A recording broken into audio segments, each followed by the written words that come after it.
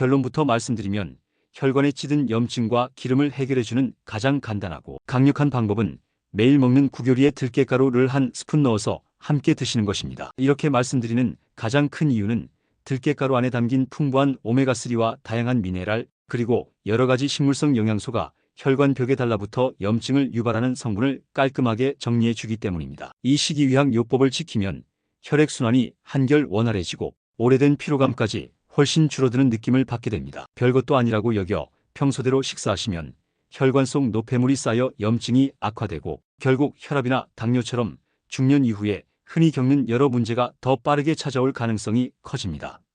제가 알려드리는 방법은 쉬우면서도 효과적이어서 처음 시도해본 분들의 반응이 대체로 왜 이제 알았지라며 놀라워하시곤 합니다. 혹시 이런 이야기를 귀에 못이 박히도록 들어보신 분들이 계실 겁니다. 주변에서 들깨가루는 그냥 고소함 때문에 쓰는 거야 라고 말하거나 마그네슘 보충하려면 알약으로 먹는 게 최고지 굳이 들깨가루 넣을 필요 없어라며 의욕을 꺾는 경우가 있을 수 있습니다. 실제로 많은 분이 이렇게 말하는 이유는 우리가 그동안 식생활을 단순히 입맛에 집중하는 방향으로만 배워왔기 때문입니다. 누구나 국을 맛있게 끓이려고 이런저런 재료를 찾지만 정작 그 재료에 담긴 영양학적 가치를 제대로 이용하는 방법까지는 깊이 생각하지 않는 경우가 많았습니다. 게다가 약으로 모든 걸 해결하려는 고정관념도 한몫했죠. 이런 방해는 흔히 가족이나 가까운 지인에게서 나오기도 합니다. 병은 모두 약으로 해결하는 거야.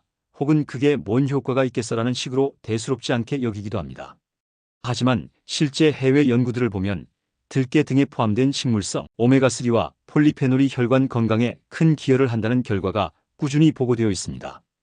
영국 킹스 칼리지의 제인 윌슨 박사는 오메가3 계열의 식물성 지방산이 혈중 염증 반응을 억제하는 데 탁월하다고 보고했고 미국 메이오 클리닉의 데이비드 그린 박사는 들깨 같은 곡물성 씨앗의 지속적 섭취가 중성지방 수치를 낮추고 혈관 벽에 쌓인 기름 찌꺼기를 줄이는 데 도움이 된다고 여러 차례 강조했습니다. 이야기를 조금 더 구체적으로 해보겠습니다. 만약 우리가 평소 기름진 음식을 자주 드시거나 단 음식에 대한 선호가 크다면 그 찌꺼기가 혈관에 오래 머물 가능성이 높습니다. 이렇게 염증이 쌓이면 몸이 보내는 초기 신호는 피로감이나 어깨, 결림 정도로 나타나기 쉽지만 오래 방치할수록 문제가 커집니다. 고혈압, 당뇨 같은 질환이 드러나기 시작하면 이미 혈관 내부에는 상당한 손상이 진행된 상태인 경우가 많습니다. 그렇다고 이런 상태에서 극단적으로 음식 섭취를 줄이거나 맛없는 식단만 고집하다 보면 제대로 실행하기가 쉽지 않습니다. 그래서 저는 국에 들깨가루 한 스푼을 넣어보시길 권합니다. 이 방법은 의외로 간단하고 매일 식사에서 조금씩 실천하기 수월하다는 장점이 있습니다. 맛도 더 고소해져서 가족들이 좋아하는 경우가 많습니다.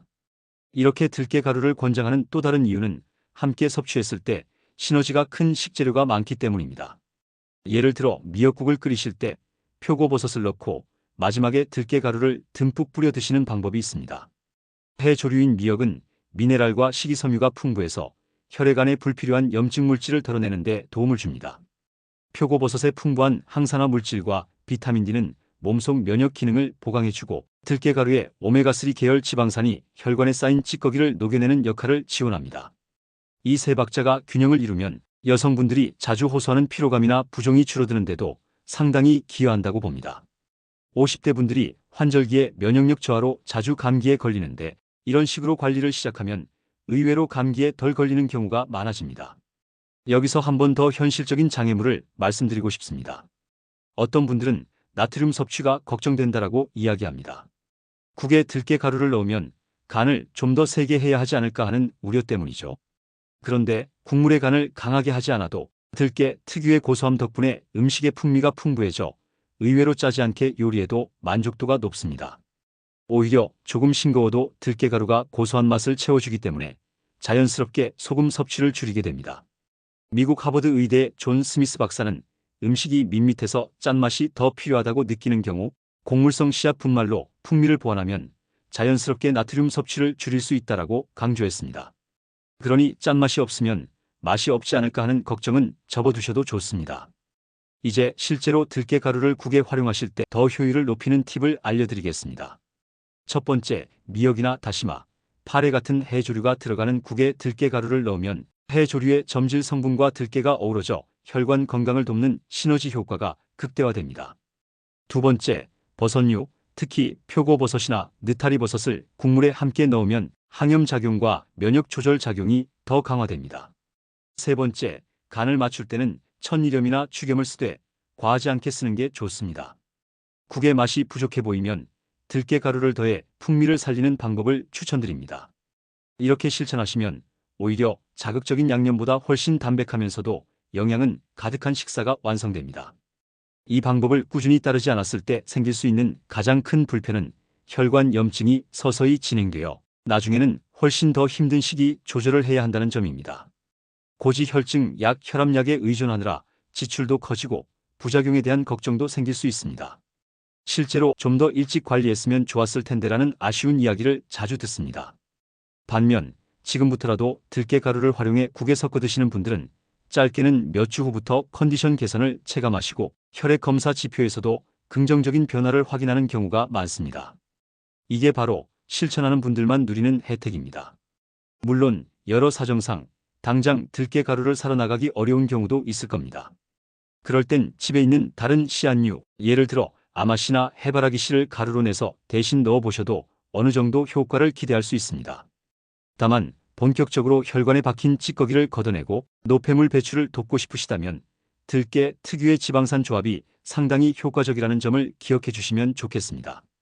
처음부터 완벽하게 하기 어렵다면 일주일에 두세 번이라도 시도해 보세요. 어차피 국은 매일 먹는 메뉴이므로 작은 변화를 더하기만 해도 몸이 서서히 바뀌기 시작합니다. 이처럼 작은 습관부터 바꾸기 시작하면 성인병이라 부르는 여러 질환을 예방하고 혹은 관리하기가 훨씬 수월해집니다. 그리고 이런 관리가 몸의 습관으로 자리 잡으면 40대 후반 이후에 찾아오는 잔병 치레 횟수가 부쩍 줄어듭니다. 솔직히 약으로 조절하면 되지 않나라고 생각하실 수도 있지만 약을 복용하면서도 식이 습관을 전혀 바꾸지 않으면 점차 용량을 늘리거나 추가 약이 필요해질 가능성이 커집니다. 실제로 유럽심장학회 제니퍼 가르시아 박사는 적절한 식이 조절이 동반되지 않으면 약효만으로는 심혈관 질환의 진행을 완전히 막기 어렵다라고 말했습니다. 특히 우리나라 중년 여성분들의 식습관에 맞게 간단히 적용할 수 있는 방법이 국에 들깨가루 한 스푼 넣는 습관이라고 생각됩니다. 마지막으로 들깨가루의 품질도 신경 쓰시면 좋습니다. 가능하다면 유기농 방식으로 재배된 들깨나 중간에 산패되지 않도록 신선하게 볶은 뒤 분쇄한 제품을 구하시는 것이 좋습니다. 저품질의 들깨가루는 변질 위험이 있어서 오히려 속이 불편해질 수 있습니다. 집에서 직접 들깨를 볶아 가루로 갈아두는 방식도 좋습니다. 그 뒤에 밀폐 용기에 넣어 보관하면서 식사에 필요한 만큼만 꺼내서 쓰시면 고소한 느낌도 살릴 수 있고 영양소의 손실도 최소화할 수 있습니다. 이 정도면 국에 들깨가루를 활용하는 방법이 그리 복잡하지 않다는 걸 느끼셨을 것 같습니다. 사실 우리가 평소 먹는 식사에 작게나마 변화를 주는 게 가장 쉬우면서도 오래 지속하기 좋습니다.